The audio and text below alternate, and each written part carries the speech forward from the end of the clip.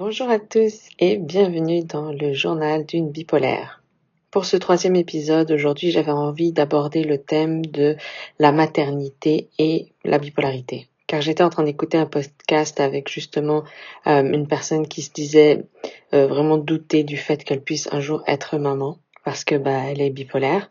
Et je pense que c'est une question qu'on peut toutes avoir, à savoir est-ce que la maternité peut être compatible à un moment donné avec notre maladie. Donc j'espère que cet épisode pourra apporter des réponses, en tout cas inspirer, motiver, donner de l'espoir comme d'habitude. Car ici, c'est ce que je vous partage, je me bats personnellement dans ma vie au quotidien pour que cette maladie ne gâche pas mes rêves et que je continue à accomplir tout ce que j'ai envie d'accomplir dans ma vie. Donc comme à chaque fois, un petit disclaimer sur le fait que je ne suis pas médecin, ni psychiatre, ni psychologue, ni thérapeute. Je partage ici que mon expérience. Donc, il faut vraiment voir, dès que vous avez des questions, de voir vraiment ça avec votre médecin traitant. Et de toute façon, si vous êtes déjà diagnostiqué bipolaire, vous avez déjà votre médecin psychiatre attitré. Donc, la grossesse, la maternité, c'est un sujet vaste.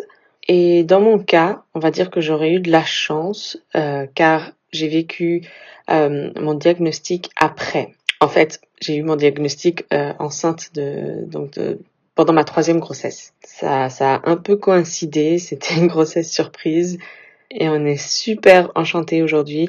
Maintenant, je vous cache pas voilà, au moment de l'annonce, quand j'ai découvert que j'étais enceinte, ça a été panique à bord. Parce que pour mes deux premières grossesses, j'y reviendrai, je n'étais pas encore diagnostiquée, je ne savais pas que j'étais bipolaire, tout simplement. Par contre, là, je venais de l'apprendre et je venais de commencer mon traitement. Donc, j'avais très très peur que le traitement ne soit pas compatible avec la grossesse et que je doive choisir, en fait, entre mon bébé ou le traitement.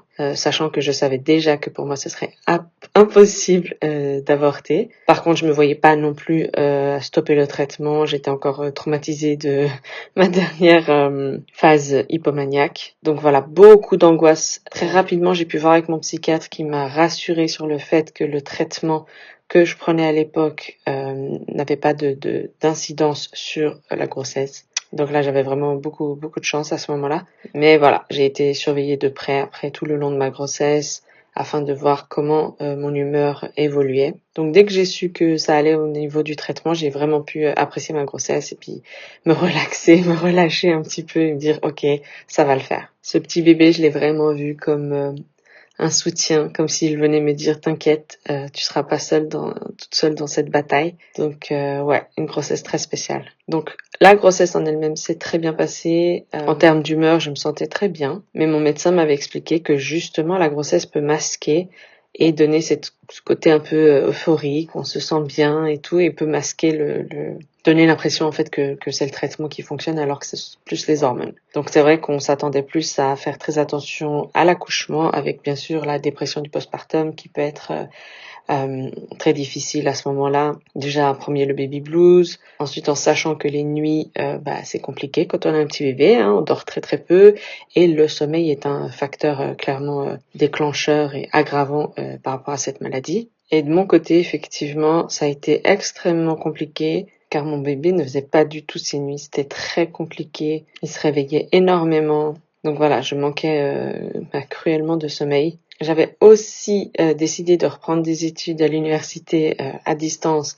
Donc mon bébé avait à ce moment-là 5-6 mois. Donc tout ça, à un moment donné, ça a fait vraiment beaucoup. Je l'ai allaité jusqu'à ses 13 mois. Donc tout ça en continuant à prendre mon traitement. Et j'ai enfin suivi, j'ai acheté une formation sur le sommeil des bébés, ce qui m'a beaucoup aidé à mettre en place certaines choses que même après le troisième bébé, on ne sait pas toujours. Spécialement le sommeil, c'est quelque chose où on est très très peu accompagné, voire pas du tout. Et ça a commencé à aller mieux. Entre-temps, j'étais allée suivre une conférence sur la bipolarité et où justement j'ai pu entendre parler pour la première fois aussi poussé, on va dire, du lithium. C'était un traitement qui me faisait très peur. Et là, d'en apprendre plus, d'avoir des témoignages aussi de personnes dans la salle, dont une qui est venue présenter aussi et partager son parcours. Ça m'a motivée parce que clairement, le traitement que je prenais, donc c'est de la lamotrigine, un antiépileptique, ça ne suffisait plus en fait. Ça ne m'aidait pas, on va dire, ça m'aidait bien pour tout ce qui était down, mais ça ne m'aidait pas à pas trop monter. Donc je montais pas aussi haut, mais je montais quand même assez régulièrement. Et ça devenait vraiment trop fatigant et j'y arrivais plus. Donc voilà. Donc depuis l'été dernier, je suis sous lithium, mais tous ceux qui en ont pris le savent. C'est pas si simple que ça à mettre en place. Ça demande beaucoup de tests, de réajustements, de prise de sang, etc. Mais c'est le combo aujourd'hui des deux qui m'a permis d'aller mieux. Je ferai certainement un épisode dédié au traitement médicamenteux. Mais là, je voulais vraiment rester sur la maternité. Et aujourd'hui, j'ai 3 enfants. Donc je voulais revenir sur mes 2 premières grossesses, on va dire, où en fait, moi j'ai vécu, toute ma vie sans savoir que j'étais bipolaire. Ça a causé beaucoup de problèmes justement dans ma vie et un des plus gros, ça a été la perte de confiance en soi, mais vraiment profonde, parce que je comprenais pas ce qui m'arrivait. Je voyais bien que ça n'allait pas dans ma vie, qu'il y avait quelque chose qui tournait pas rond, mais en même temps, je savais pas, j'arrivais pas à mettre le doigt dessus. C'est très difficile de s'auto-observer, de se voir de l'extérieur en fait. Et l'être humain, il aime raisonner, il aime trouver des raisons à tout. Il a besoin de donner du sens aux choses et de l'explication en fait. Donc, je me trouvais des explications pour tout. Si ça n'allait pas, je réfléchissais, je trouvais des explications. Et si ça allait très bien, je trouvais aussi des explications. Sauf que parfois, quand ça allait très, très, trop bien, les explications, ok, ça me contentait à ce moment-là. Mais après, quand ça redescendait, je comprenais pas pourquoi l'explication que j'avais donnée avant ne fonctionnait plus actuellement. Donc, ça a été compliqué avec les enfants, parce qu'il fallait gérer mon humeur qui changeait, qui variait. Je pouvais être quelqu'un de très irritable, très très très sur les nerfs tout le temps, à ne pas supporter, ne pas vouloir juste tout quitter, tout plaquer, le mari, les enfants, tout. Ce qui après j'étais pleine de remords et je m'en voulais, pleine de culpabilité parce que j'adore mes enfants, j'adore mon mari, enfin, c'était pas ça le problème. Et d'autres moments, comme disaient mes filles, j'étais la maman fofolle. Donc je les réveillais avec de la musique, en sketch total. Enfin, j'avais une de mes filles qui était très réticente à l'école et elle pouvait se réveiller direct et me dire j'y vais pas. Donc je savais qu'il fallait que je casse ça et donc je mettais en place des spectacles et tout pour la réveiller dans la joie. Voilà, en phase up, j'étais réveillée très tôt et puis j'étais déjà pleine d'entrain et puis ma vie était géniale et puis ces phases-là, elles en ont profité aussi au final, hein. Alors c'est vrai que parfois c'est bizarre, parfois maman elle dit des trucs un peu farfelus. Le problème c'est quand ils sont petits, ils croient tout ce qu'on raconte. Mais avec le recul aujourd'hui, elles sont plus grandes, elles se rappellent pas de ça, elles se rappellent juste des bons moments en fait et des choses qui les ont fait rire. Aux journées où tout d'un coup c'est que du fun, on fait des crêpes le matin puis après on part à l'aventure toute la journée. Je pense qu'elles comprenaient moins les phases de down où maman traîne et elle n'a pas envie de sortir, elle n'a rien envie de faire, pas envie d'inviter les copains. C'était très dur, je me rappelle les anniversaires, hein, fallait les amener aux anniversaires, fallait sourire, faire la conversation, j'y arrivais pas. Et ça, elles l'ont vécu. Mais c'est vrai que dans les phases hautes, je pouvais leur promettre plein de choses qui au final ne se passaient pas comme prévu, ne se passaient pas du tout en fait. Et par la suite, elles me disaient mais tu nous avais dit qu'on allait faire telle ou telle chose et puis oui, c'est pas trop possible en fait. Après, je pense que d'être stabilisé, c'est vraiment quelque chose d'incroyable à vivre. On peut justement construire une vie, on peut construire quelque chose. Et je pense que pour pouvoir être maman, il y a une chose qui va être, c'est clairement, bien sûr, la médication, qui si elle n'est pas compatible avec une grossesse, là c'est de discuter à voir si on peut passer sur une autre médication, en sachant qu'il y a un risque quand on modifie, que l'humeur bouge aussi. Et ensuite, je pense qu'il faut être vraiment accompagné, être bien entouré et spécialement d'avoir toute une équipe en place, en fait, après l'accouchement. Surtout pour cette histoire de sommeil, que ce soit l'allaitement ou le biberon, de trouver même avec l'allaitement comment pouvoir donner des biberons pour que la personne puisse dormir. Ce que je n'ai pas fait, ça je donne vraiment des conseils après en me disant peut-être que ça aurait été pas mal de faire comme ça, parce que de mon côté j'ai trop tiré et j'ai vécu des downs, j'ai vécu des moments pas possibles. et de préparer déjà avant la naissance, de se former sur le sommeil des bébés. Je vais vous faire de la pub là, j'ai pas du tout d'affiliation ou quoi, mais Fée Dodo, donc Fée comme une fée, F accent aigu E, et elles sont vraiment incroyables, elles font un travail dingue sur tout ce qui est le sommeil des bébés, elles accompagnent, elles conseillent, et c'est vraiment des personnes qui savent de quoi elles parlent. Donc franchement, je recommande, ça m'a sauvé la vie. Parce que de mettre déjà toutes les chances de son côté sur le fait qu'on ait un bon sommeil pour son bébé. De mon côté, je sais que j'ai eu un problème aussi avec l'allaitement pour la première fois. Pourtant, c'est le troisième, le petit dernier. J'ai souffert pendant 4 mois. Lorsque j'allaitais, c'était terrible. On ne comprenait pas parce que j'ai fait attention. J'ai tendance à faire des mastites, donc j'ai fait attention à la drainer, etc. Malgré tout, pour la première fois, j'ai appris qu'on pouvait faire un engorgement profond. Donc celles qui connaissent pas peut-être vont se demander de quoi je parle, mais les seins peuvent s'engorger, donc être trop remplis de lait, les canaux sont trop remplis, tout est trop rempli, ça devient très très dur, ça chauffe et ça peut finir en infection, ce qu'on appelle une mastite. Mais il peut y avoir un engorgement profond. Donc j'ai découvert ça, c'est-à-dire le sein ne paraît pas dur d'apparence comme ça quand on le touche. Par contre, il est dur à l'intérieur, donc il faut vraiment masser, palper, et là on le sent.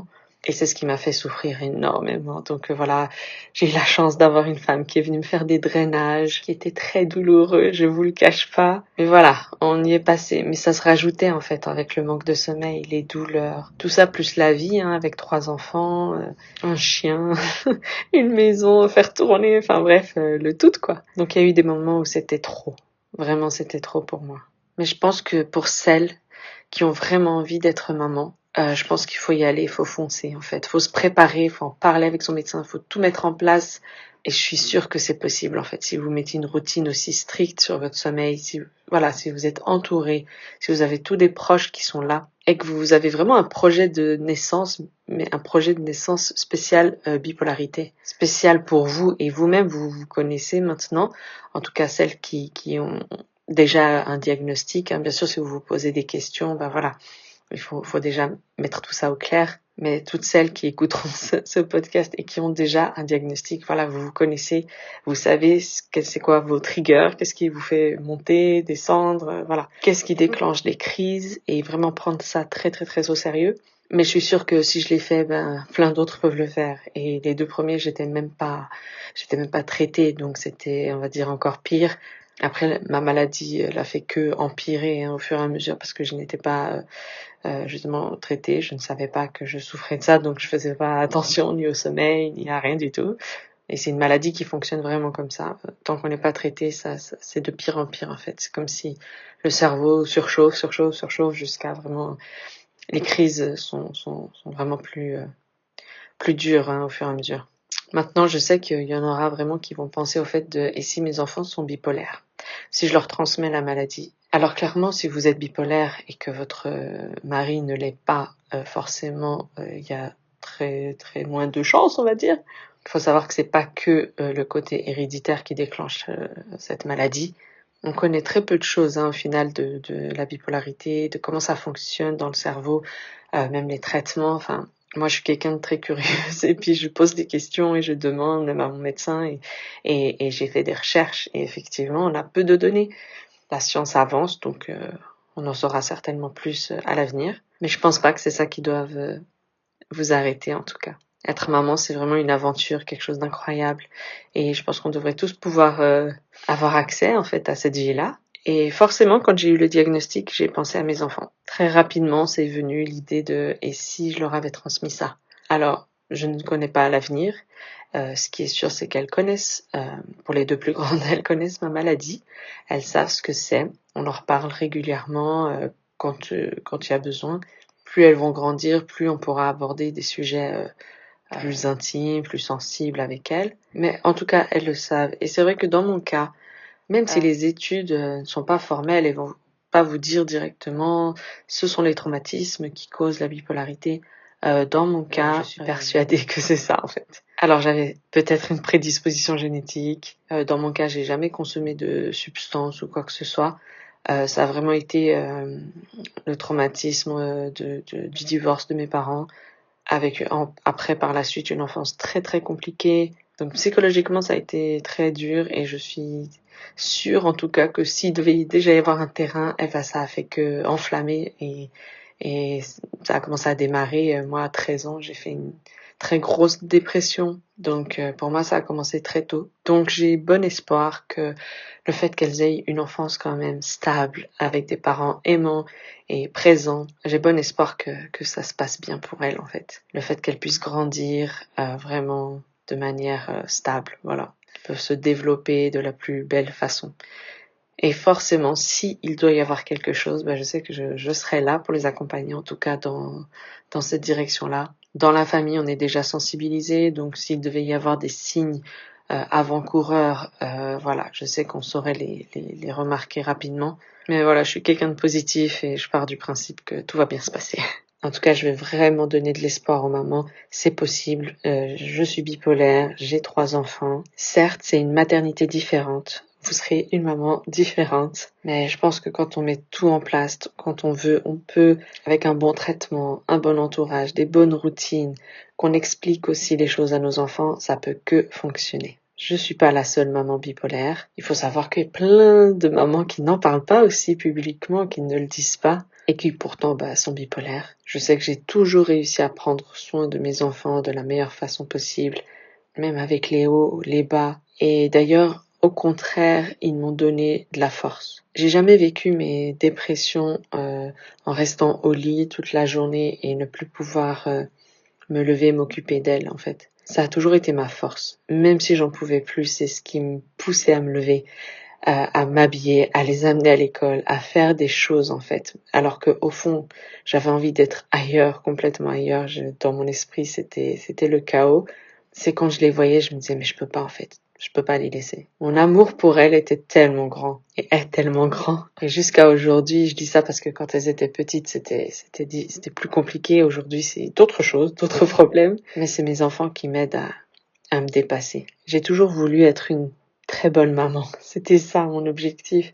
Et peut-être parce que je le savais pas encore, mais il y avait cette maladie qui faisait que je devais ressentir quand même qu'il y avait quelque chose. Je sais que pendant très très longtemps, j'ai vécu en me disant une sorte de peur de faire mal à ma famille en fait. Alors pas physiquement, c'était pas du tout ça. J'avais juste l'impression d'être une bombe à retardement et qu'à un moment donné, j'allais exploser et que les débris allaient faire mal à mes proches en fait. Donc je me suis beaucoup contenue jusqu'à un jour où ça a vraiment explosé partout.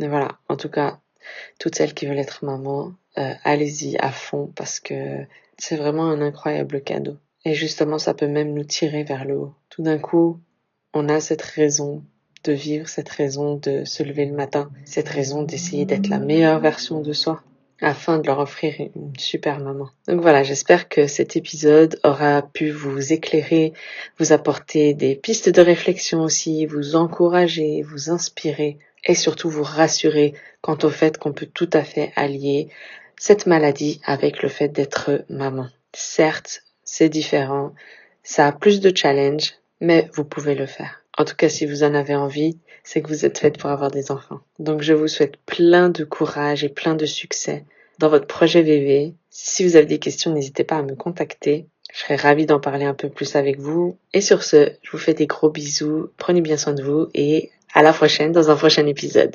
Bye!